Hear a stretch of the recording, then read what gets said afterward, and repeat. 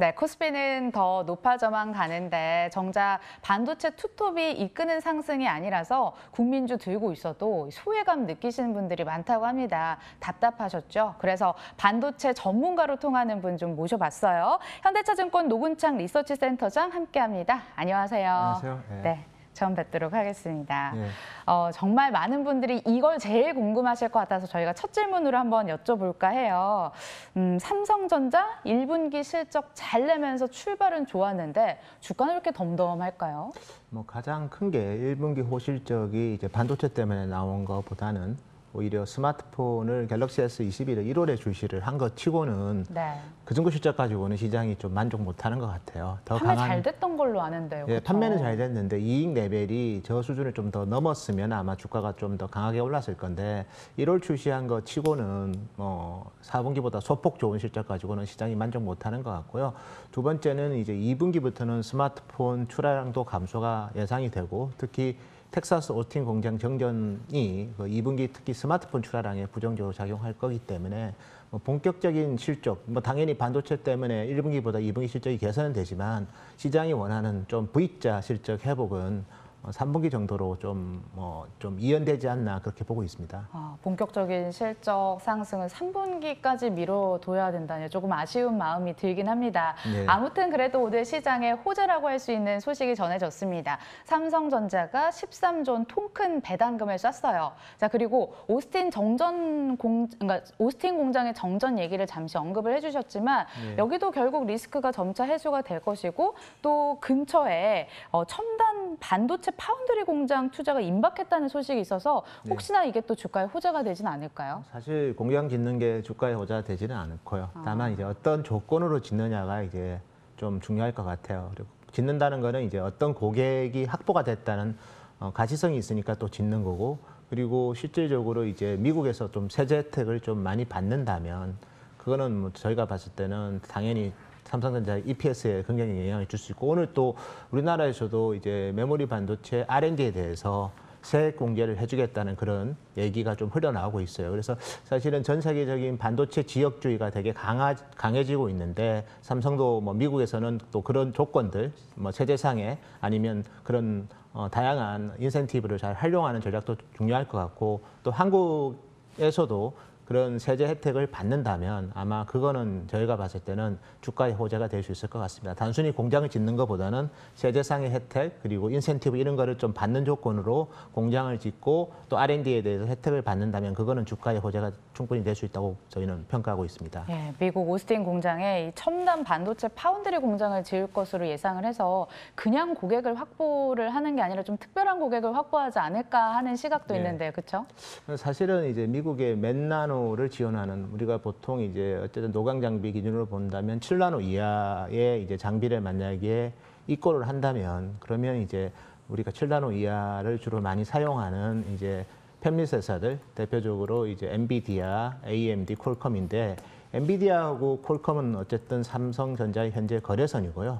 AMD 같은 경우는 아직 거래선이 아니거든요. 그래서 그런 부분들까지 만약에 가셔야 된다면 그거는 좀 저희가 봤을 때 주가에 상당히 긍정적인 하여튼 뉴스가 되지 않을까 그렇게 보고 있습니다. 좋습니다. 뉴스가 전해지는 대로 저희도 전해드리도록 하겠습니다. 얼마 전에 바이든 행정부가 글로벌 반도체 기업들을 소집을 해서 차량용 반도체 부족 현상에 대해서 주재를 했지 않습니까? 근데 알고 보면 삼성전자가 참여를 하긴 했지만 차량용 반도체를 주로 생산하거나 그런 기업도 아닐 뿐더러 네. 차량용 반도체가 그렇게 돈이 많이 되는 쪽은 또 아니라고 들었거든요. 그래서 지금 시장에서 나오는 회의에 진짜 소집한 이유가 미국 쪽 줄서기 아니냐, 그리고 압박 카드를 가한 게 아닌가, 이런 관측들도 오가고 있습니다. 어떻게 보셨나요? 결국은 이제 앞에 질문하고 연결되는 건데, 어쨌든 TSMC도 애리조나의 5나노 이하의 어쨌든 공정이 지원되는 신규 팹을 지을 예정이고, 삼성도 지금 신규 팹을 지을 건데 그게 지금처럼 10나노 이상의 그런 팹이 아니라 5나노 이하가 이제 지원이 가능한 그런 첨단 팹을 짓는다면 그거는 분명히 주가뿐만 아니라 여러 가지로 좀 긍정적인 효과가 클 것 같고요. 뭐 차량용 반도체는 사실 삼성도 하고는 있는데 MCU 쪽은 아니고 삼성은 주로 이제 차량에 들어가는 그런 컴퓨팅 반도체 대표적으로 AP 같은 거를 좀 하고 있고요. 그리고 지금 차량용 이미지 센서 이런 쪽에 대해서도 이제 좀 비즈니스를 확대할 계획입니다. 그래서 기존의 자동차 반도체 회사랑은 겹치지는 어쨌든 않는 품목이고 어쨌든 미래차와 관련된 그런 미래 모빌리티와 관련된 그런 전장 반도체에 대해서는 삼성도 좀 확대할 계획입니다. 예. 또 우리가 주목할 이슈가 있습니다. 28일이면 갤럭시 언팩 행사가 예정이 돼 있습니다. 물론 여기서 전략폰 공개는 아닐 테고 시장에서 관측하기로는 노트북을 공개하는 게 아닌가라는 의견들이 있어요. 과연 관전 포인트는 뭐가 될까요? 사실 언팩 지금 할 게 노트북 말고는 없습니다. 어차피 폴더블 폰은 뭐 한 7, 8월 정도에 공개를 할 거고 뭐 S22는 이미 지금 팔고 있고 지금 예. 공개할 제품은 노트북인데 갤럭시북 그리고 갤럭시북 360 뭐 이렇게 360도 회전할 수 있는 노테이션 그런 제품이 될 것 같은데요. 사실 노트북이 삼성한테는 주력 제품이 아니고 네. 또 사실은 또 그렇게 이 기여도도 없고 그래서 뭐 이렇게 이제 하는 이유는 뭔가 특히 삼성이 지금 보시면 폴더블 제품들을 계속 출시하고 있지 않습니까? 이제 향후에는 이런 노트북까지도 이제 폴더블 그런 형태의 폼팩터로 가져가기 위해서 사전에 전체적인 그런 좀 시장의 반응을 보기 위해서 일단 뭐 갤럭시 북이지만 좀 스펙 좀 높인 제품을 공개하는 것 같고요. 향후에는 이제 그 삼성의 스마트폰과 노트북까지도 폴더블 형태의 제품을 동시에 언팩할 가능성도 있지 않나 저는 그렇게 보고 있습니다. 네, 이렇게 삼성전자를 둘러싼 이슈를 살펴봤는데 아마 시청자분들께서 또 이 질문이 참 궁금해하실 것 같아서 드리도록 하겠습니다. 혹시 지금 8만 원에서 전전하고 있는 주가 가격대인데 지금 들어가는 건 어떻게 보세요? 뭐 저희는 하반기 실적에 대한 기대치가 분명히 뭐 저희는 긍정적으로 보고 있고요. 특히 3분기는 어쨌든 올해 실적 중에서 제일 좋은 시기가 될 것 같아요. 메모리 가격이 오르는 상태에서 출하량 증가가 본격적으로 될 거고 여기에 이제 상반기 실적에 좀 뭐 악재로 작용했던 오스틴 공장 관련된 이슈가 완전히 제거되는 시점이 3분기고요. 그리고 3분기에는 또 아이폰이 신제품이 나오기 때문에 그쪽에 또 삼성의 또 삼성 디스플레이 실적이 좋아지는 시기고 여기에 갤럭시 폴드와 그러니까 Z 폴드 3와 Z 플립 2가 나오는데 이번에 나오는 제품은 상당히 가볍고 그리고 가격대도 전작보다 좀 더 매력적이라는 그런 하여튼 소문이 좀 있습니다.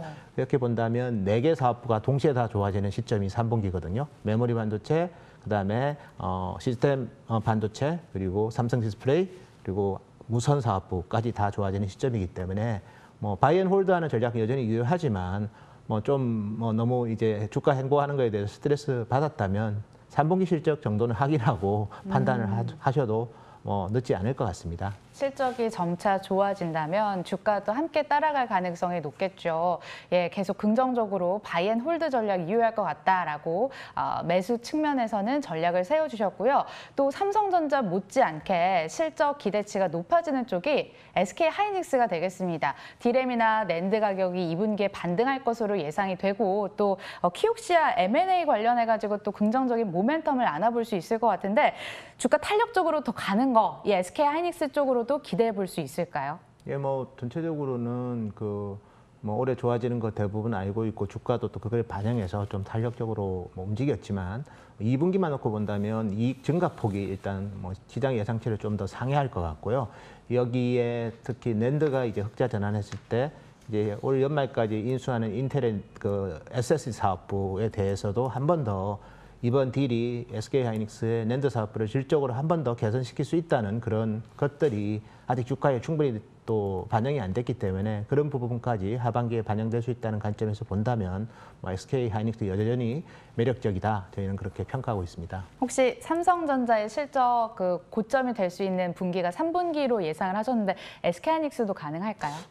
근데 사실 4분기가 더 좋을 건데요. 4분기는 회계적 비용을 양사 모두 반영을 하기 때문에 그리고 성과급 관련해서 또 올해 실적이 좋으면 그때 또 일정 부분 물론 뭐 분기 충당금을 잡기는 하지만 또 보통 4분기는 경우는 뭐 삼성도 그렇고 하이닉스도 그렇고 특히 삼성 같은 경우는 완제품에 대한 재고 조정하기 때문에 실제 실적은 좋아도 4분기는 좀 재고 조정하는 시기이기 때문에 좀 숨고르기 하는 시점인 것 같고요. 하이닉스 같은 경우는 뭐 아무리 그렇게 하더라도 메모리 가격이 4분기에도 급등을 하면 네. 그 실적을 속일 수는 없겠죠. 그래서 일단 하이닉스가 지금은 메모리 업황이 워낙 좋기 때문에 하이닉스의 실적에 좀 방향성이 좀 더 좋다 그렇게 보시면 될 것 같습니다. 예, 그럼 SK하이닉스도 상저하고 정도로 전망을 저희가 정리를 해볼 수 있겠네요. 뭐 하반기가 실적 면에서는 훨씬 더 좋다고 말씀드릴 수 있을 것 같습니다. 좋습니다. 예. 이렇게 궁금한 점 정리를 하고 마지막으로 이제 총정리할 겸 시장에 대한 질문을 안 드릴 수가 없을 것 같아요. 코스피 3,200 안착 시도를 하고 있고 코스닥도 이제 1000시대를 열지 않았습니까? 앞으로 상승 여력은 얼마나 더 남아 있다고 보시는지요? 오늘 중국 GDP 지표 보시면 놀랄 만한 숫자가 나왔고 미국도 경제 지표 좋고 본격적인 실적 장세에 접어들었고 특히 아직은 코로나 집단 면역이 완성된 국가는 없기 때문에 서비스에 대한 소비보다는 재화에 대한 소비가 상당히 많은 시점입니다. 그래서 재화를 수출하고 있는 한국은 그런 면에서 보면 실적 장세의 중심이 될 수 있다 그렇게 보고 있고요.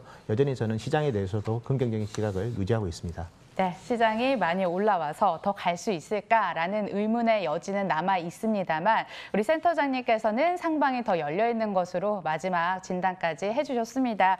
네, 말씀 잘 들었고요. 지금까지 현대차 증권센터 노근창 센터장과 함께했습니다. 말씀 고맙습니다. 고맙습니다.